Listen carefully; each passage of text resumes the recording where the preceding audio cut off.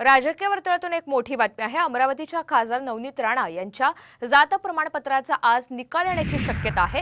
Supreme कोर्टामध्ये आज या प्रकरणावर सुनावणी होणार आहे, तर आजच निकाल देखील येण्याची शक्यता वर्तवण्यात येते। राणा यांच्या अनुसूचित जातीचं जात वैधता प्रमाणपत्र बनावट आणि बोगस असल्याचा आरोप माजी खासदार आनंदराव अडसूळ यांनी केलेला होता। मात्र आज राणा यांच्या विरोधात निकाल आल्यास त्यांची खासदारकी रद्द होण्याची शक्यता आहे, तर पुढील निवडणूकही त्यांना लढवता येणार नाहीये। सगळ्या प्रकारची सर्टिफिकेट कशी बोगस आहे, कशा प्रकारे बनवलेली आहे, हे सगळी कागदपत्र तयार केलेली होती की आता तिने 5 वर्षाचं tenure this way that way enjoy केलेला आहे। आता मात्र ती निवडणूक लढता कामा नये, हायकोर्टाचा निर्णय हा आपण त्या ठिकाणी त्याला मान सन्मान करावा अशा प्रकारे म्हणून आजची तारीख आणि वेळ फिक्स झालेली आहे। परंतु आज तरी असं वाटतंय की काय करू शकतील, कारण कोर्ट तर त्यांच्या हातामध्ये नाही। त्या इतर काही गोष्टी बोलणं मी निश्चित टाळणार आहे, परंतु आता ते शक्य नाही असं मला वाटतं।